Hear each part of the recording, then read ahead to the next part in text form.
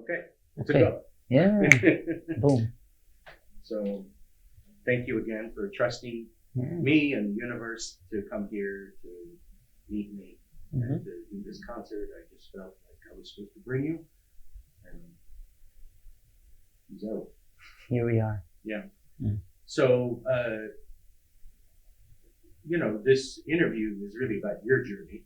Mhm. I had these 7 questions that I'll ask you throughout the Okay. interview, but really it's about your journey, however Okay. you want to share it. Mhm. There's no wrong or right answers because it's your journey, not mine.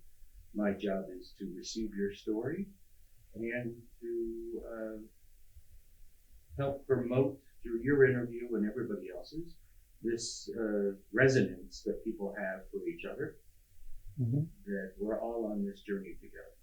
Definitely. So thank you for doing this. Mhm. So again, just so we have it on the camera, Mhm. say your name and where you live. Okay, let's see what.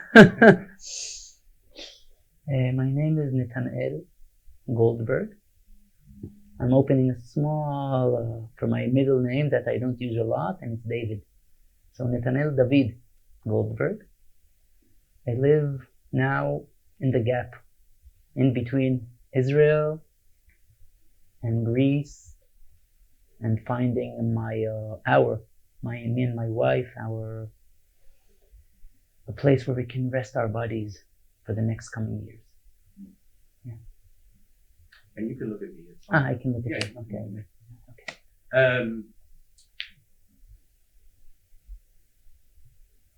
Well, before we talk about any topics about spiritual journey, just help us understand your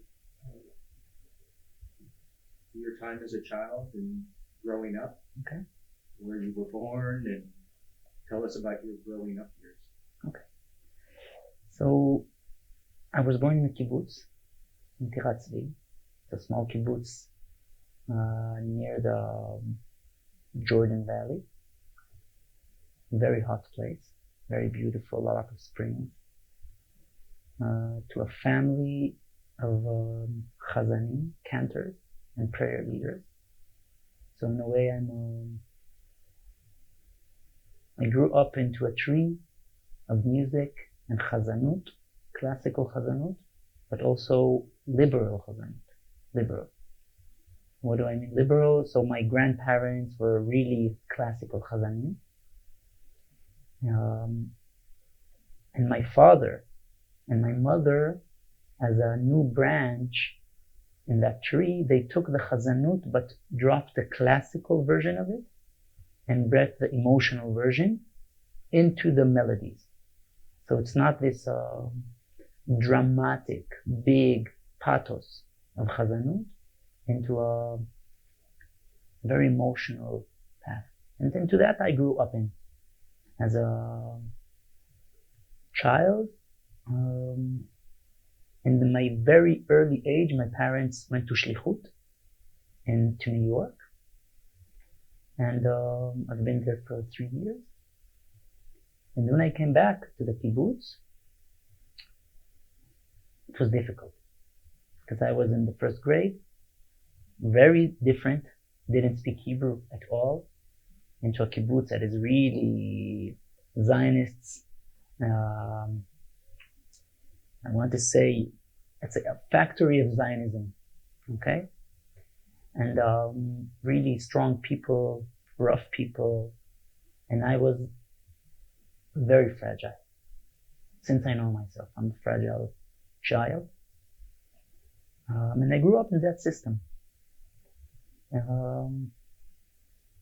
In the beauty of it and in the complex of it. Because my father died almost 3 years ago. He was a teacher for theater and Gemara together. And he brought this beautiful mixture to the schools. And my mother is a singer and a composer and a conductor. And she writes children's music. And this creativity, like we drank that milk. All the children. We're 5. I'm the smallest. And also us as Americans coming to a kibbutz in Israel was we were a different family, like black sheep inside. Black sheep in a way of, we just brought a different energy to the place. So in a way, my parents really gave me a lot of creativity, a lot of freedom, a lot of choice within the structure of the kibbutz that is really structured, and also the system of the religion. Okay, so two very big systems that a child, with my character, it was super challenging for me. Then I didn't know. Today, as an adult, I can reflect on my childhood and say, hey, that was tough. Then it was just it. So I found myself a lot, going through a lot of emotions inside, but there was no adults. Like real adults, I can see, hey, man, I see you. But they want it all the time. They saw a problem. We have to fix him to be in the people won't like it, but the factory of the kibbutz. Yeah. And if you're not in the, like if you're on the edges, so we have to see how to put you back. So they never saw me as Netanel, how I deserve to be, how I think I deserve to be. And this is how I grew up. I had a lot of, how do you say it? I'd say bulliness towards me. From my own ages, from above ages. That time I couldn't see that they have a story as well. Yeah, everything was about me. I found myself a lot alone on the streets, on the sidewalks, crying, being offended, and just dealing with everything with my own self, everything. Because I dealt with everything and there was no adult, everything was inside me. But a child cannot contain all these emotions. He doesn't know what to do. So there's a beautiful, how do you say it, hagana.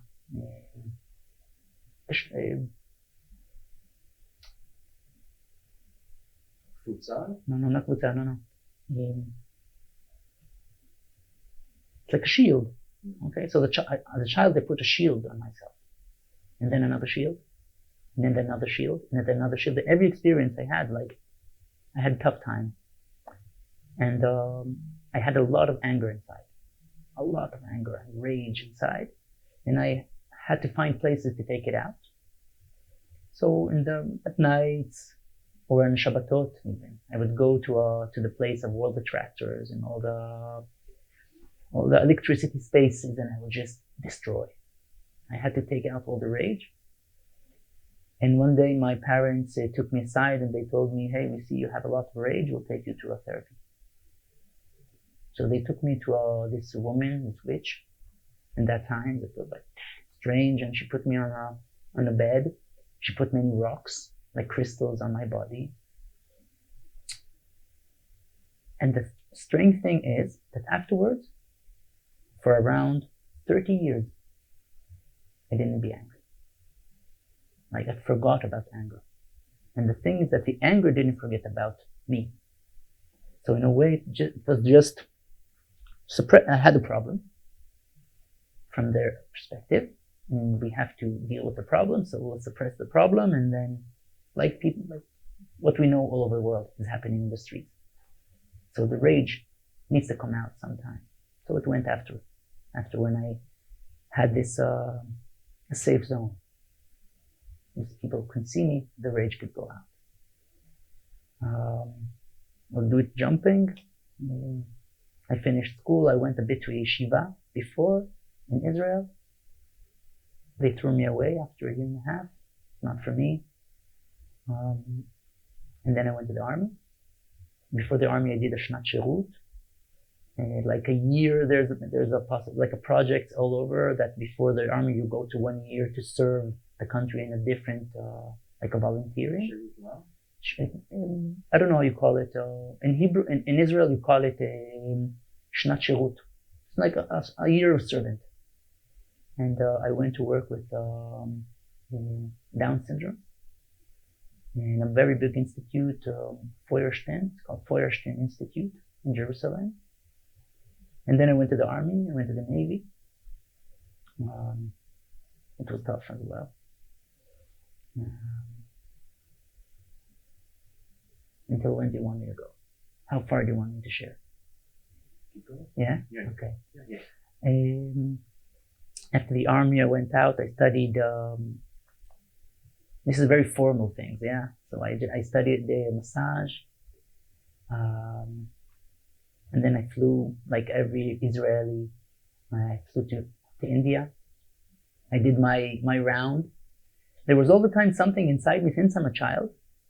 It's like a string that is knocking on my door, something like a bird or something knocking on my door and say, hey, see me. I'm here, you know?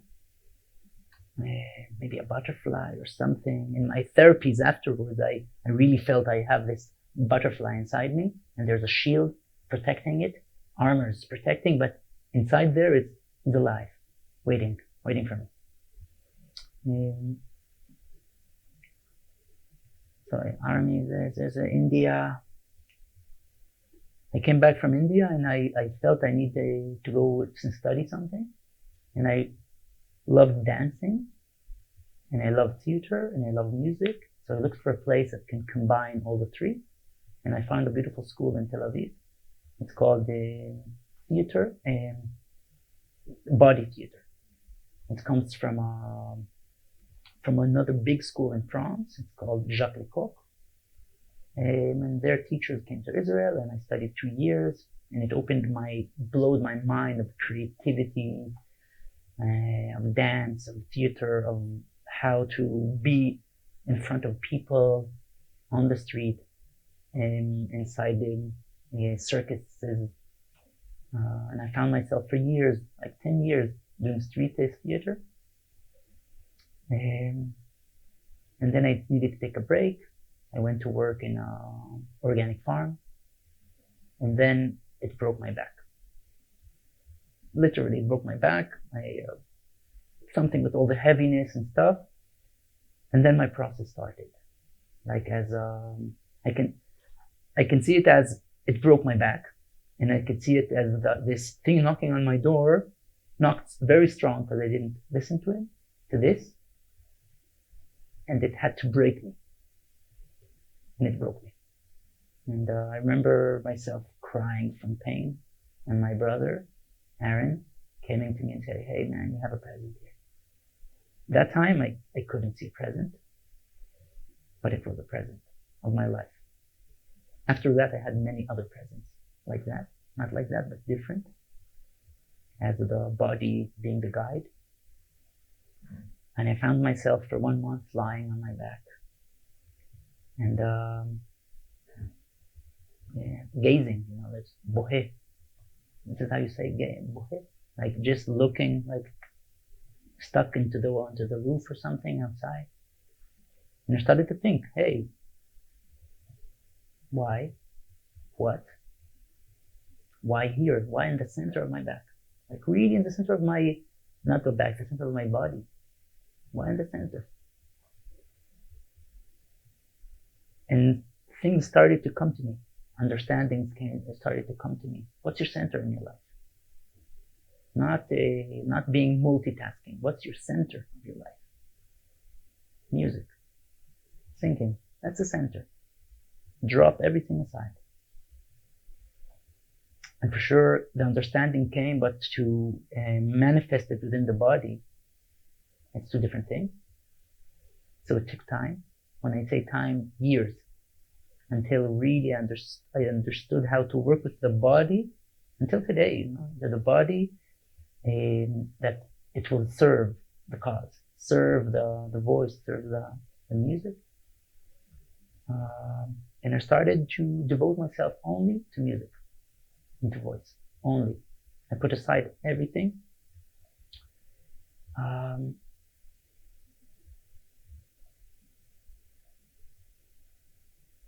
One day, I went to Jerusalem with a friend, one night in Shishi.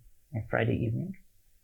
And a friend of mine took me to, he told me, hey, there's a dinner somewhere in a very special place. You want to come? I said, yeah, let's go. So I found myself in a beautiful salon. It was a small community. Maybe you heard about it, Navat Tehillah. Yeah. So I found myself there in their home. There was a Rabbi Ruth and Michael. And there were maybe 30 people sitting and singing. And every from time to time, someone would share a story. And something inside me, something that I run away from for many, many years. I forgot to say that before. I was a rebeler, like a really rebellion about everything. Like in a way, I've never chosen Judaism. I never chosen to go to pray. No one ever asked me, hey, do you want to go pray? You want to wake up now to go to shul? So I had to fight for it, to fight for my own self. And after the army, I took off the kippah and everything out. There was one time that I came back before the theater thing. I came back again after India. I put the kippah on and tzitzit, and I went into it very strong. But then it wasn't me. It wasn't chazara b'tshuva. It wasn't mine. I need to come back to myself, not in lo b'tshuva. Lashuv to my home inside. And in that evening, that Friday evening, this butterfly, this condensed shape inside started to melt. Something happened there. And I really felt, wow, is there places like this? I never heard about it. It was like a renewal. Yeah. And they asked me if I want to share a song. I sang the Irish Blessing. You know this? Beautiful canon. At home we sing it a lot with voices and everything. And I sang it there. And then I found myself there for 4 years or 5 years, being one of the prayer leaders, learning from Rabbi Ruth. She opened a Bet Midrash. I came to learn from her studies, the Zohar. I learned from Michael. And I would just learn how to pray in a new way that I never knew, but it knew me for a long time.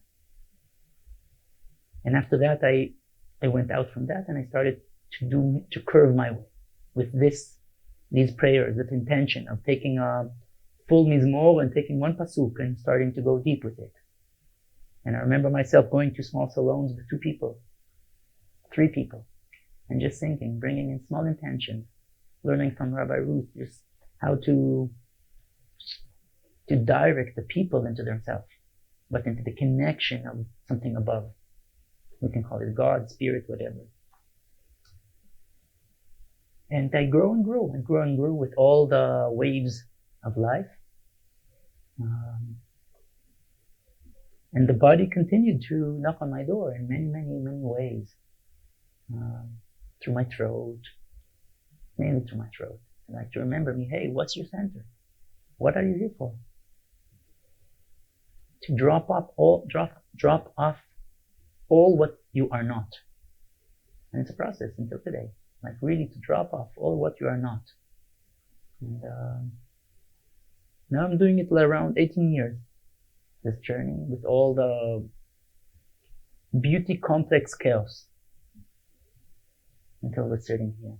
That was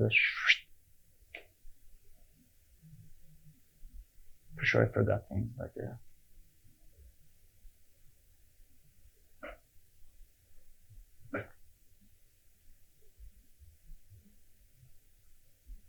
how has your concept of God or a higher power changed over your life till today? What's that journey been like?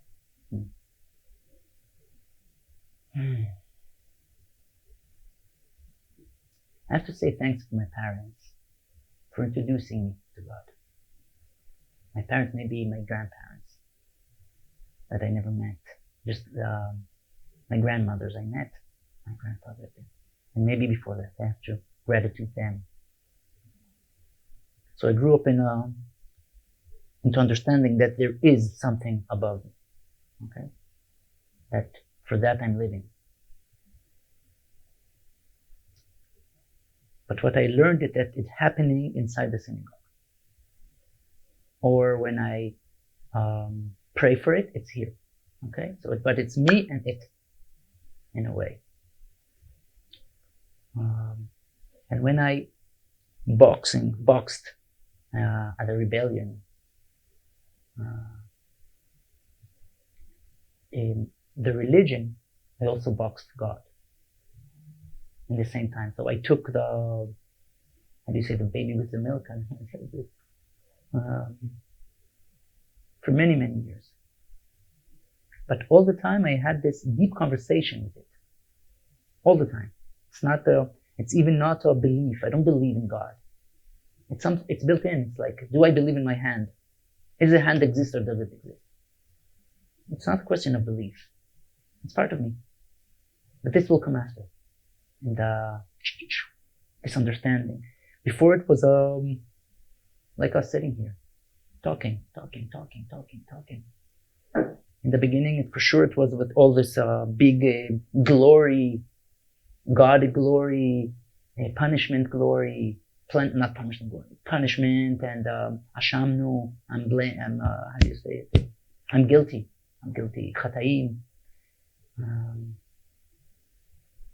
I'm seeing today, and if I go back about me being in the age of 14, 15, 16, with myself in my room, dealing with can I masturbate or not? Yeah? And who will see it, who will not see it? Yeah? Against my parents, against the women, and God, for sure.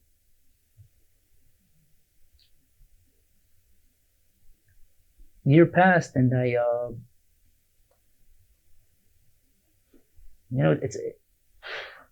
I met this person, amazing guy.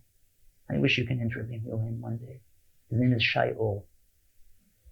And he lives in Israel, and he's a teacher, and he's a mentor.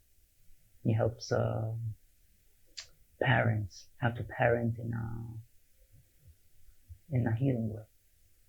And he saw me where I lived in Pardes Chana in Israel. And he said, hey, do you want to join a project of mine, of music that I'm doing? And that time I played djembe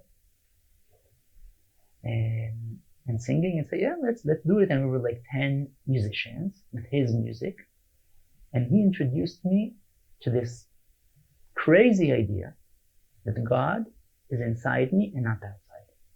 And all the songs were not religious songs. It was just songs about children, people, grown up, understanding that they have to love themselves. Okay? And everything is inside us. And he blew my mind. He blew my mind because it touched my heart. I said, hey, it's true. And then I went into a long process of, okay, separated or not separated, outside or inside, what's going on here? And then it felt right from my heart, really, nachon libi, mamash. And I started to learn with this guy a bit, until life changed, and I continued my path with understanding. I knew it. It's like it's in me. It can't be nothing but in me. But it's also, I'm talking outside all the time. So it's outside or inside in me.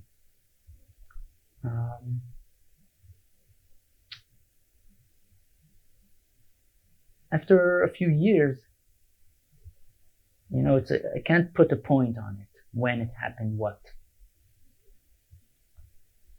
But came many, many understandings and wisdoms inside me that, first of all, it doesn't really matter. Okay?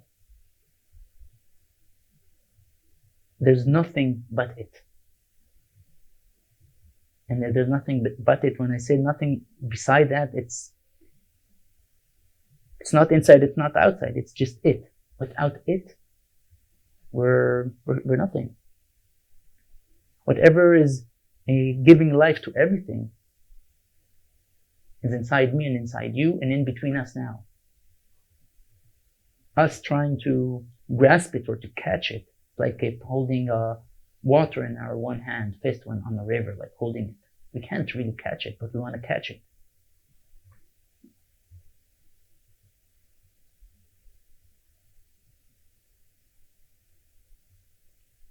There's just oneness in it.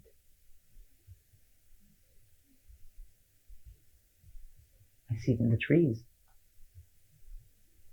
I see it in nature, all over. Just the mind is tricky. The mind is trained for a long time trained in the illusion. And we can train it back. How do you call and describe your higher power today? Yes. I don't call it. I just talk to it. There's no name. Everything is Netanel. But it's also you. And it's also everything. The thing is, there's a beautiful quote from Rumi, the Sufi poet, and he says that, I'm not sure I'm going to say it correct, but say, God is within the silence.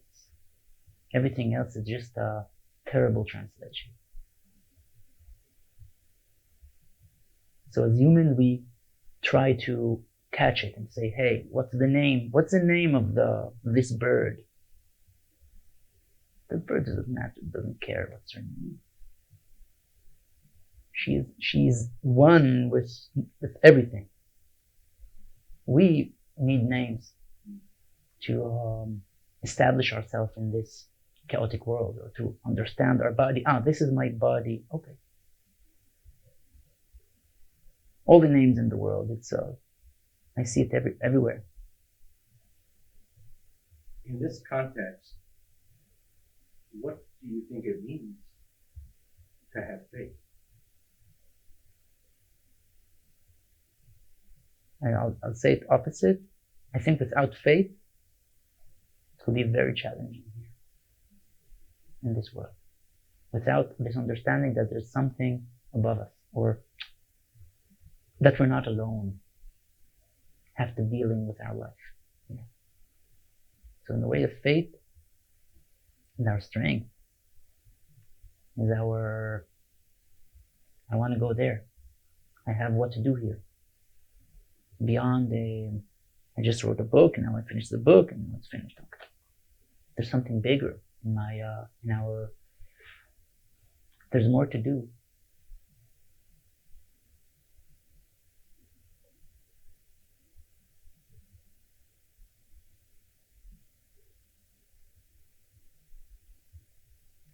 The beautiful of Hebrew, faith, emunah, yeah, comes from the root of emun, trust, and comes from the root of lehit amen, to train.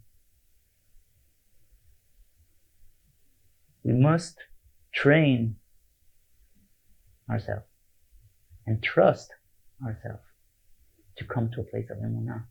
It's not I wake up one morning and then I'm a believer. I'm a believer after I fell into the hole, and I went up, and again I went into the hole, and I went out, and again I went, and then I start to trust myself that, hey, I can go out from the hole. Now I have belief in myself that every time I fall in the hole, I can go out in the hole. What was your earliest memory of having this faith?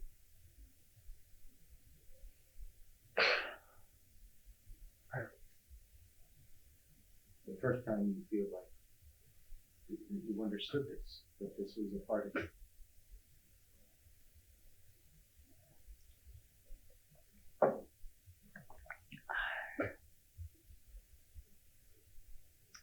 difficult for me to find the early one, but once comes to my mind. I'll share something that comes to my mind.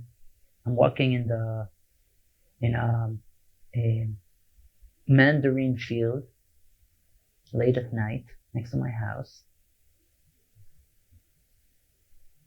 empty inside, in the abyss, in the void, and there's nothing inside, and I'm crying from joy of this beautiful emptiness that I'm surrounded by God, by divinity. Really walking, I remember a few days before I was like really drowning inside this cloud on my heart. And I was so afraid from this emptiness, from this void, from this spirit.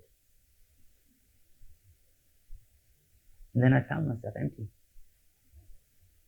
But empty, I would say, nochach, like present, bimleut, nochechuto. I'm present in the in the spirit's wholeness, and I have a place. So I'm safe within this emptiness. I'm embraced by this gigantic emptiness, and I was just crying of joy inside. Joy, and after it was coming after despair, Yeush. There's this, you're here. It's okay. I'm not alone here. Something is all the time like, if someone will hug me, but I will call it kissing me with, on all of my body. You just have to remember it from time to time. What does it mean to rely upon spirit, rely upon God, rely upon higher power? What does this mean in your life?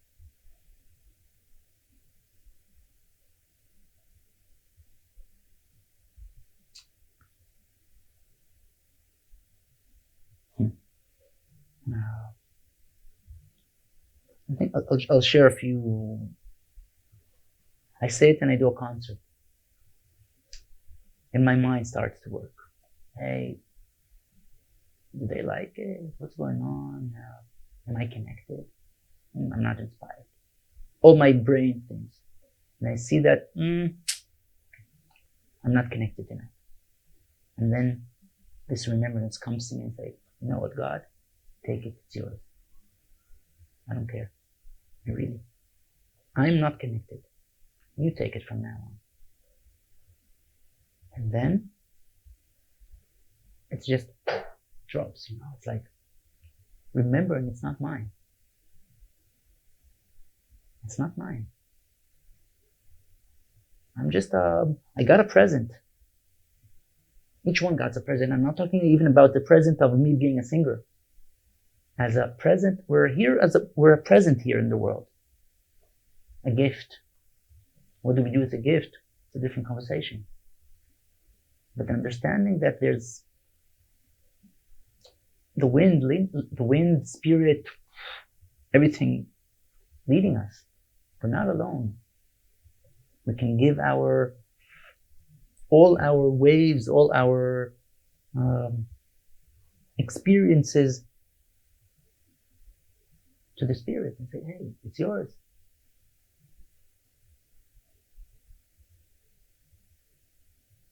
Now I need you to ask the question again, and then I will come again to what does it mean to rely upon spirit?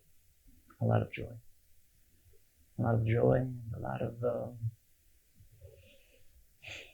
nechama.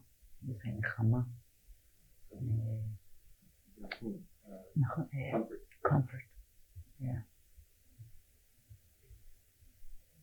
I'm acknowledged.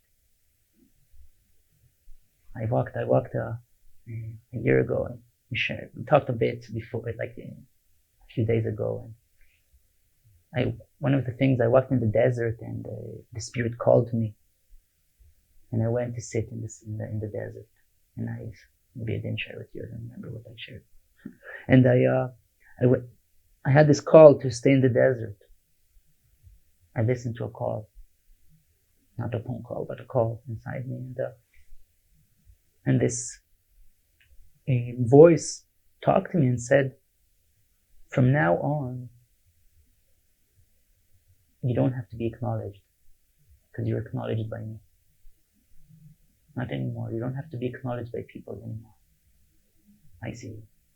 I'm with you." And I remember myself just crying and crying. Because since I'm a child, that's my topic. No one saw me as a child, as I deserve to be seen.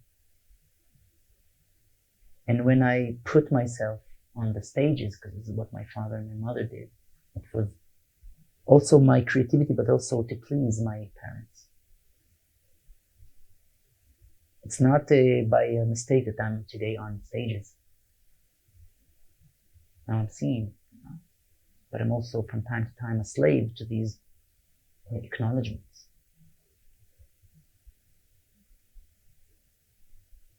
And then he came to me and said, "Hey, you don't need it anymore. I'm here with you. I'm seeing you all the time." And I remember one time, after that, I went to a concert and it wasn't full. And I loved it. Why? Because inside this emptiness, all the emptiness chairs, I saw the Spirit sitting. I said, "Hey, I'm with you." It was full. It excited me. I sat there and I saw a few people and a lot of empty chairs full of the Spirit sitting there with me, praying together. Tell me about a time you've doubted your faith. So many times. Since these times that you had these realizations, tell me about a significant time you had great doubts. Corona time. I found myself without taste and smell. I don't know, it happened for a few people, but for me, it took me down. Like it took me down to a place that I never felt in my life. And I really felt depression. From what I preserve in depression, I know there's many people who do it, happens to them. I didn't feel the willing to live without taste. It really took me down. And I remember myself going to the nature, and I can't smell the flowers. I can't taste nothing. I felt like a dead man walking. And one of the strongest feelings inside that I felt that the Spirit cracked within me.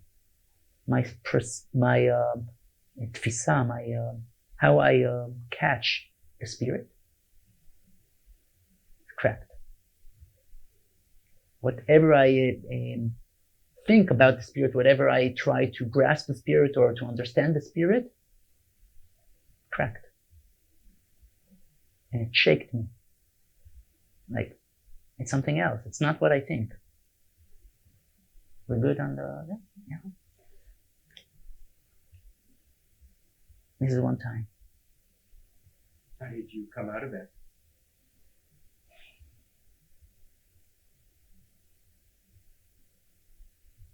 First of all, the taste came back after a week. That's from the physical way, yeah. So, in the emotional way,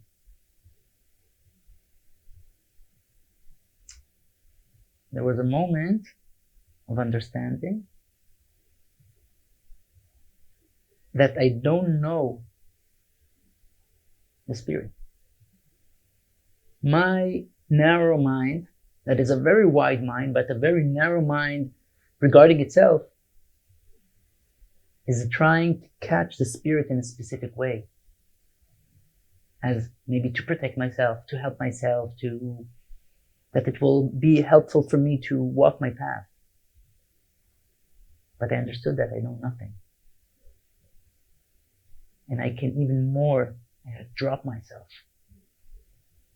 and they let this crack really, what it did, it opened me up. Like if I'm thinking of a well, a dry well. Yeah. There's two options. I can go out from the well and look for another well with water. Yeah. Many relationships finish like that. You have water, it's finished the water, you go out from the well and you find another well that has water. And then it's finished and then you go to another well. In our relationship, it's different. We sit in the well. Even if it's dry. Even if we don't talk. But then inside the dryness, what I understood, it's so dry, deeply dry, the cracks start to open. Nature. And the cracks go deeper and deeper and deeper until they go to a place of water. And then all the water comes up and all the well starts to expand to make it wider. So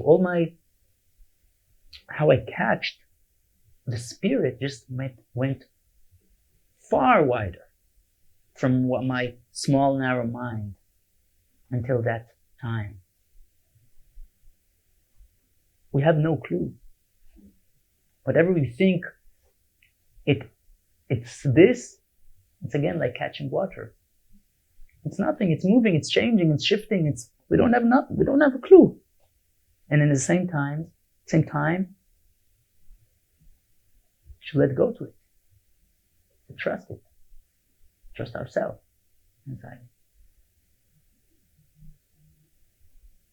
Tell me about this journey since October 7th.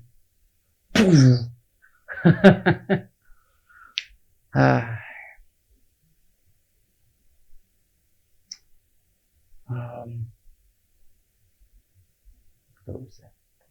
It's interesting. On October 7th, I was planning to do a ceremony in Israel with another friend. It was a forgiveness ceremony between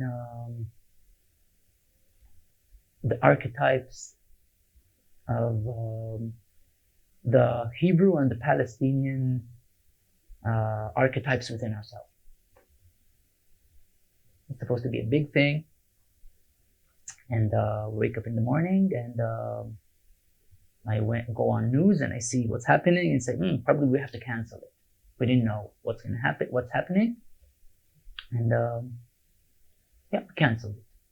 Yeah.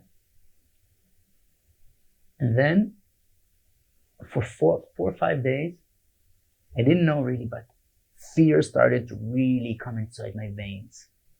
Fear. I had this beautiful big strawberry tree outside, and all the time thinking how I'm going to climb it when time will come. I'll have to climb it and run away. Flight, freeze, fight. I'm the flight one. I'm too fragile. My system cannot contain war at all, or violence. Since I'm a child, I didn't know I told you before, the bullies, I didn't know what to do with it. I had to run away. This is what my system knows to do. On the 5th day, I wake up in the morning and I hear shooting. Afterwards, I will understand that it was just a few workers working, banging on the walls, nailing. But inside the mountains, it sounded like this is what I sound. But I heard shootings. I woke up in the morning and my wife was sleeping next to me, and she's fine, she's asleep. But for me, it took me. I went out. We were next to the police station. I went out with my pajamas. I went out to the street and I see everyone are okay. I said, okay, something's going inside me. And no one is afraid. I come back. I see on the leaf a small animal dead. I say, okay, that's a sign. You have to go out. But to go out now from Israel. Many people went out from Israel these days. A lot. Running away. that there was a big fear that all the Arabs in Israel are now coming and doing their thing, whatever it is. I woke up my wife and I told her, hey, we have to leave to Greece. Leave somewhere, not to Greece. We have to leave somewhere. I'll call my agent. Wherever there's a free, good flight, we go. She told me, hey, come on, come down. Everything is fine. We're not going anywhere. And I have a course to do next week. We can't go now. I said, look, I decided I have to go. But I can't go without you. You do your decision. I have to go out from here. We started the day a bit, like half an hour. And then she hugged me and I started to cry. And I went into a really breakdown. Cried and screamed and shaked. And then I saw a vision inside. It was a very difficult vision. And I saw a lot of brutality coming into a big wall. It was like a glass, but very heavy glass. And this brutality must come and break the illusion of separation. But it has to come like that because people are not listening. Now, at that time, I didn't understand what I'm seeing. And a few things happen, like really nice synchronicities there. Like what? All the time then when I was inside this vision, I said, okay, who will understand me? Who will understand what I see now? What does it mean to break apart the illusion of separation? I don't know. And one woman came into my mind all the time. Her name is Mira. She's came into my mind. She's the wife of the father of my mother, the wife of the father of my wife. And after these 2 hours of thing, what I went through, my wife went out to the yard, and I stayed a bit with myself. And then I go out and I see her there. And I asked my wife, hey, did you call her? She said, no, she just came. So we sat and I told her, tell me whatever you know about this breaking the illusion of separation. And she just sat there and started to talk. I don't remember what she said, but she just brainwashed me with all her knowledge about oneness and things are going to happen and what is happening and many things. And then my agent calls me and says, hey, if you want a flight, 4 hours from now we have a flight to Greece. You want to go? I knew inside me that I have to go from here. I don't know if it was physical that I have to go out. Maybe it was from going out from my emotional reaction. Could be also. But I can't stay here now. And my wife did the decision and she said, okay, we go. Now you have to go, I go with you. We go out. Just as I can't be there. This little child in me can't contain what's going on now. We took a cab and we drove to the airport and we flew to Greece. And there I met a teacher that from time to time I go to him. He makes like big satsangs. And I shared with him this vision, what I saw. And he told me, now you're on a path. Just be aware to the step by step, what will happen. And what I felt that the spirit inside this crisis, I really felt that the spirit is like pushing me out. Like from here, I really felt something is like pushing me out all the walls of separation, whatever it means. Then I didn't know what it means, but it really pushed me out from it.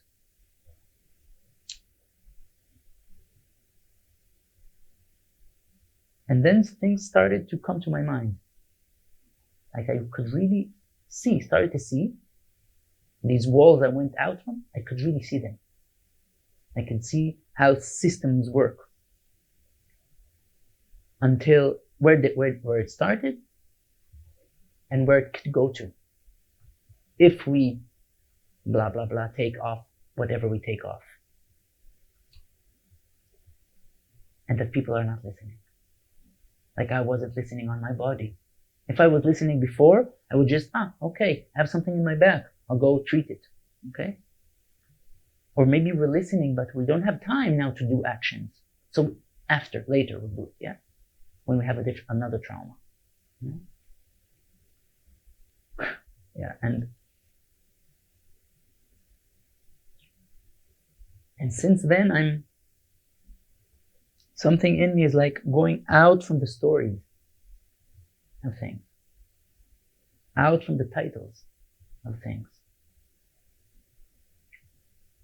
Inside this thing I had in the desert that told me you don't need any more acknowledgement because I'm acknowledging you. This spirit also told me, now start to write. I'm going to give you knowledge. And I found myself in the desert just writing and writing and writing and writing a lot of knowledge that came about the universe, about myself, about many, many things. Inside this knowledge that came to me and my wife, we decided to take maybe a microdose of mushrooms. And I said to myself, hey, your conscious now is super open. You don't need it. But I promised my wife, because that was her first time, and I said, okay. And we took like a microdose. So we went to the desert, and we danced a bit, but inside me all the time wanted to cuddle with myself and just dive into something. But I felt responsibility for my wife. I don't know, she never. So we came back to our bungalow, and I cooked. I felt it's finished, everything. So I cooked, and then after cooking, I felt a calling telling me, hey, it's not enough. It's not finished. Go to the bed. And I go to bed, and I close my eyes, and I drop. I'm lost. Like I can't move nothing inside my body. And I remember asking myself, understanding that I'm going to die. Literally dying. And I can't stand up or even call my wife. It's like something big energy is now just sucking me into it. And I had fear inside me. Okay, it's my last day. I really felt it's my last day. And I asked the spirit, hey, is it the time now? She told me, just let go. I'm holding you. Just trust me. And I remember this struggle of not wanting, but understanding it's the time to go. It's a time. It's finished. This carnation is finished. And then the second thing that I remember, that I opened my eyes in my consciousness, yeah, and I see above me this beautiful black woman, like standing above me. She had this beautiful necklace here, wooden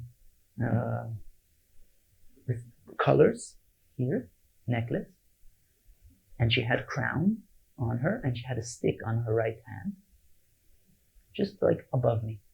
Then I closed my eyes, and then I opened them again, and then I see this old lady, but I'm talking old, ancient times lady. She was very different. All her face was made from stones. She had one eye closed, one eye open. And all her body, she was also like really, not blacky, but browny. All her body, all the, how do you say these areas? The joints. The joints were like this. So it was like whoop, all the joints. Small woman, all the knees, everything. And she sat next to me. And I looked around and I was in a cave. And it was raining. And I saw shadows of people like her. They had a round head like this. All these things. And I asked her, hey, who are you? And she said, hey, I'm your mother. And what are you doing? And she said, I'm treating you.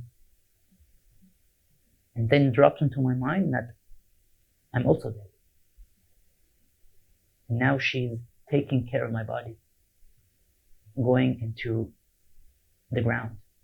She's preparing me for my grave, but I'm aware of it. And I see everything that is happening around. And I see her, and we're talking. And I know that I'm going to die. I'm already dead.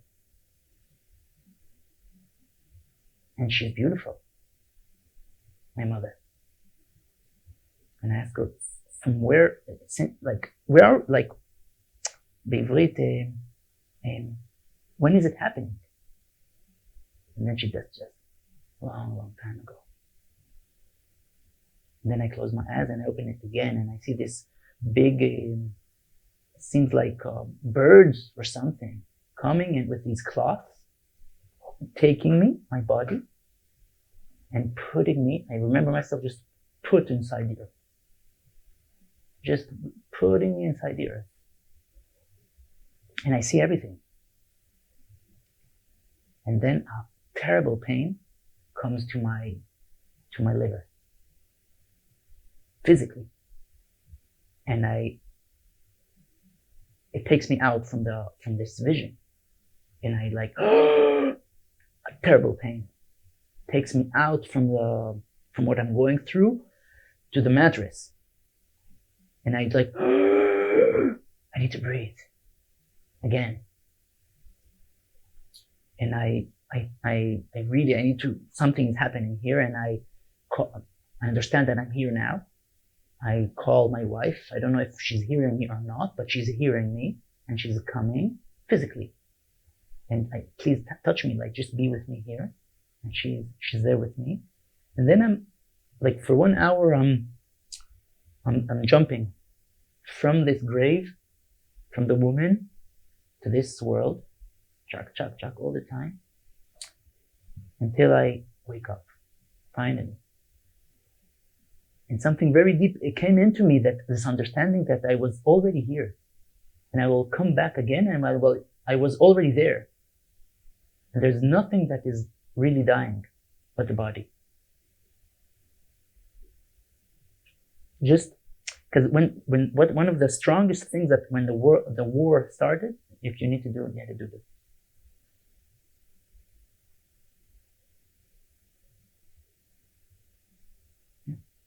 When the war started, what I felt inside me, oh well, my brain went down. It's fine.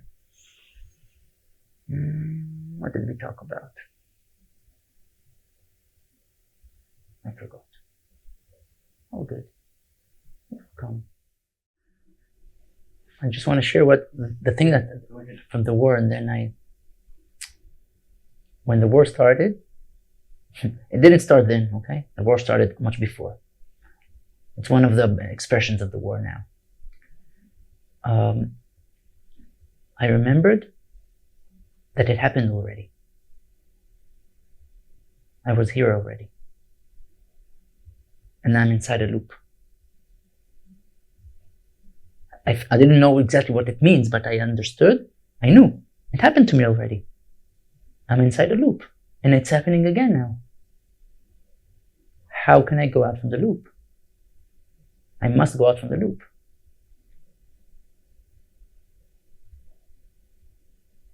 How can I go out from the story?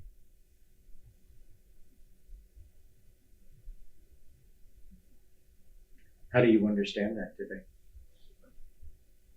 I'm still debating on it. I think for me, it's the understanding to expand beyond the story, not to go out from the story, not to cancel the story, to say, hey, I have to go out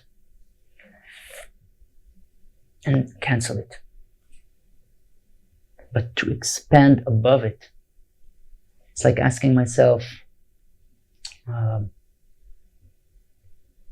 I willing to give up my identity to being Israeli and a Jew for the opportunity to connect to divinity that connects to all? To connect to the same spirit that gives life to the tree, that gives life to the bird, gives life to people who call themselves Muslims. And then I'm connected to all. Also to my Israeli, to my Hebrew, to my Judaism. But not it. Or not, I don't belong to it. I belong to the Spirit.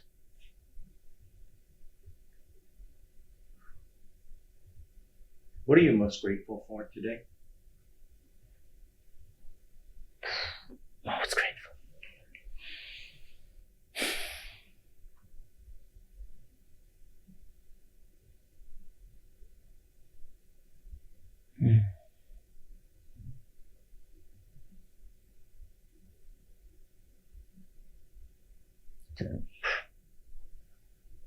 For the possibility to witness it all. To be here with you now. And to share this life story. This is in this moment, yeah.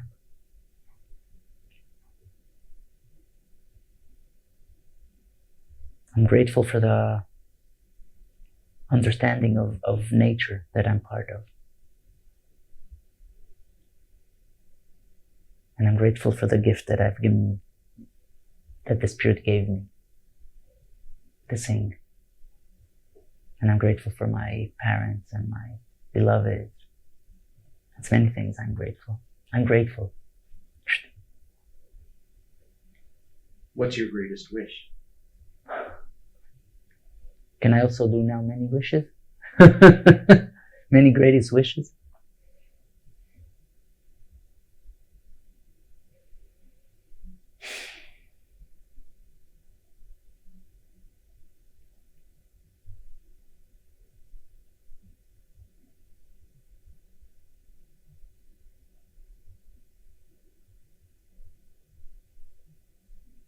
That we will live in peace through love, not through war.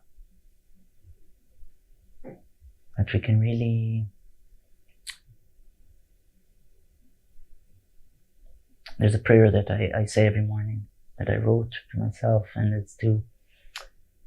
I live in peace through love. I live love through generosity. And I live generosity through the understanding that we're all one. When I give to myself, I give to you. When I give to someone on the street, I give to myself. That we really sink it in and understand that we are really the same thing in different packages of stories. And we really live it and see it. And what's happening in the world now, it's like fast motion. We call it fast motion. Like in WhatsApp, you have this 2 and yeah. Then now it's like on 5 or 7 in the world. Now imagine that for people wake up one day and just, it will be on 0.5.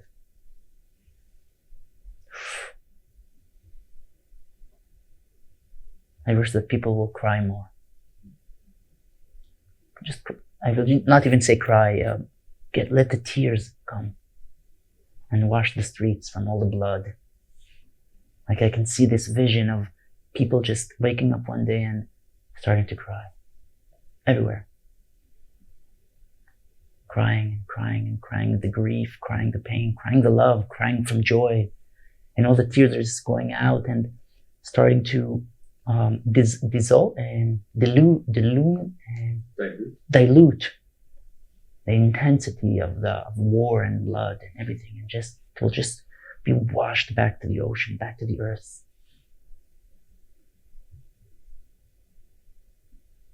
People wake up to this understanding of humanity, and beyond humanity, the spirit. I'm saying beyond, like it's before humanity, the spirit. It gives life to humanity, to humans, to beings everywhere. Do you have a message? I have many messages. Message. What kind of message?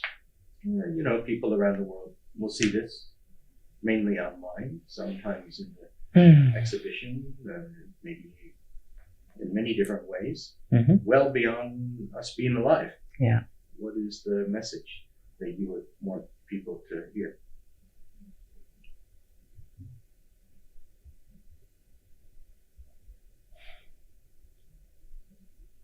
Let's be more kind to each other and to ourselves. Kindness. Yeah. What does that mean, mankind? What's the translation of mankind? What do you think? Mankind is humanity? What's mankind?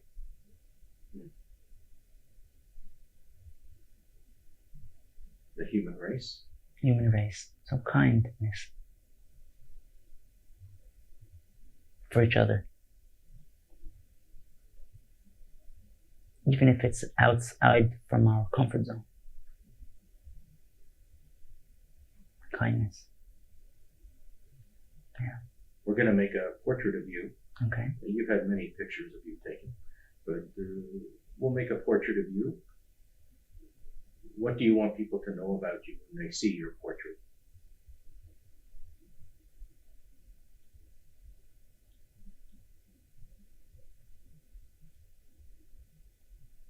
My honesty, my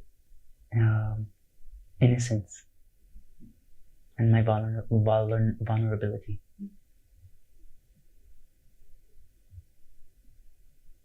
Thank you so much for doing this. Yeah. And thanks for coming to Cincinnati.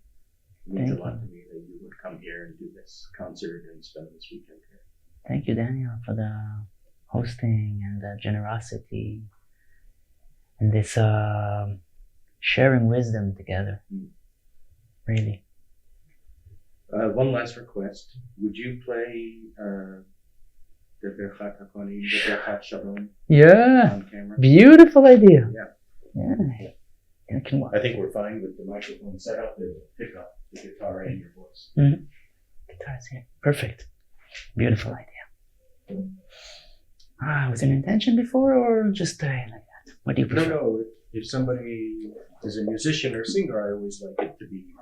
There's probably like 10, 15 interviews that have music. Okay. But can I give an intention for the song? Oh, yes. Yeah, of course. Okay.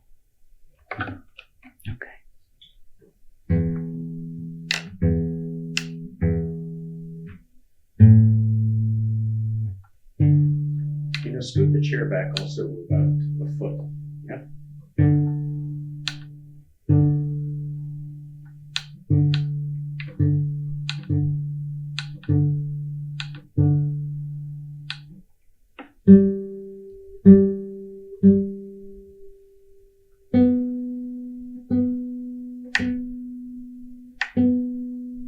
Imagine that there's like a new technology that, like a guitar like this, yeah? I put it on my heart or something, and when I'm not tuned, it's like putting me into tune.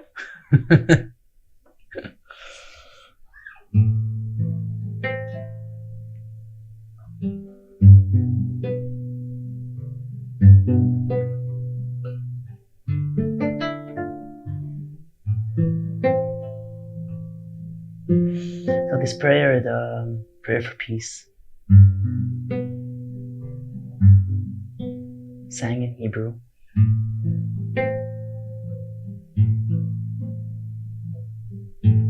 it says that may the divine God protect you and bless you. May the divine lift her face towards you and show you kindness. And may the divine give you peace within you. And from my belief, from my understanding of divinity that is within each one of us. So when I look at you, I give you kindness. In my look, and you give me kindness. In our actions in the world, in every meeting. Kindness from the understanding that we all are here with a story, with experiences of life.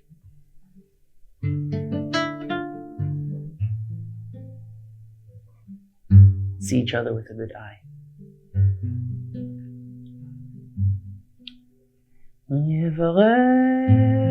יברכך אדוני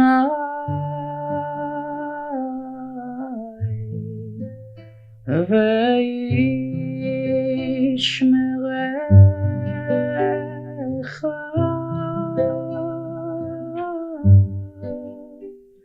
יאר אדוני פניו אליך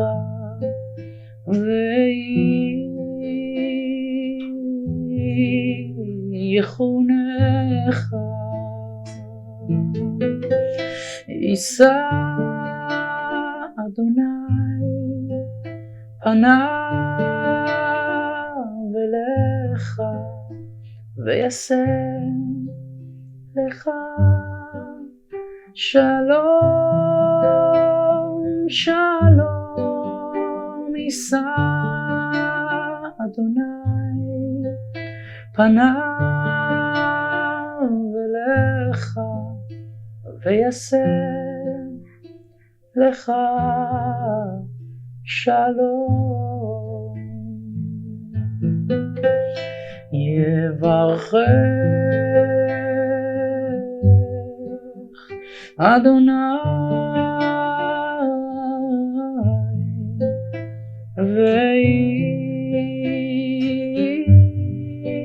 וישמרך יאר אדוני פניו אלייך ויחונך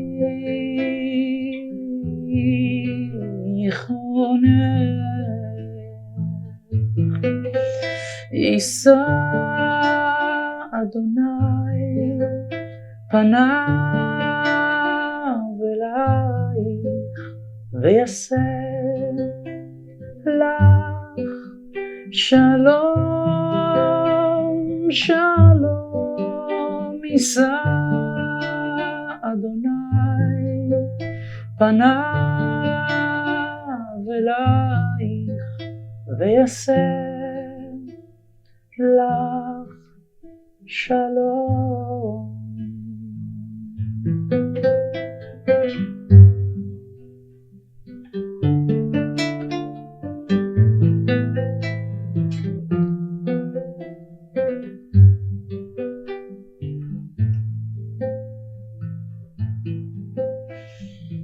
Shalom, shalom, shalom, shalom, shalom, shalom,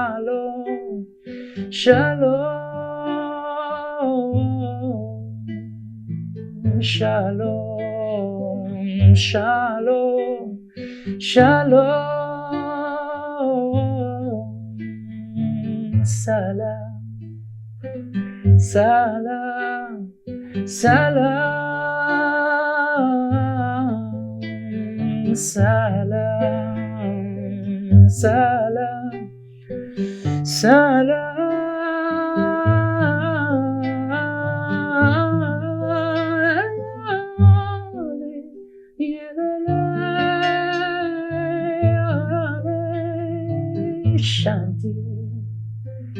Shanti, Shanti, Shanti.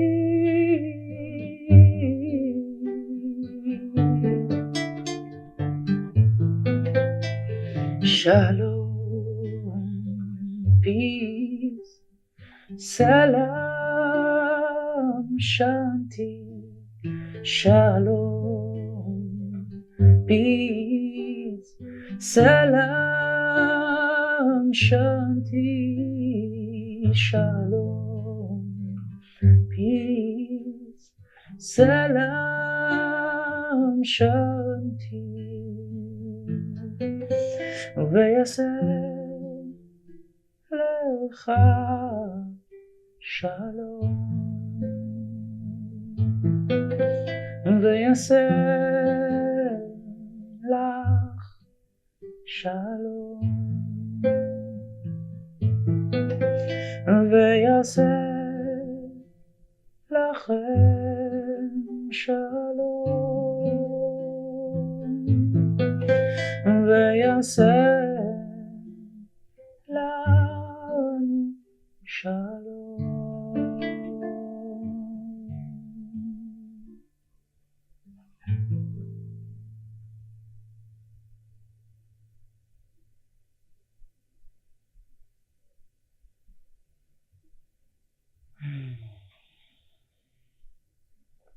May it come from within ourselves. Thank you so much. Thank you, Daniel.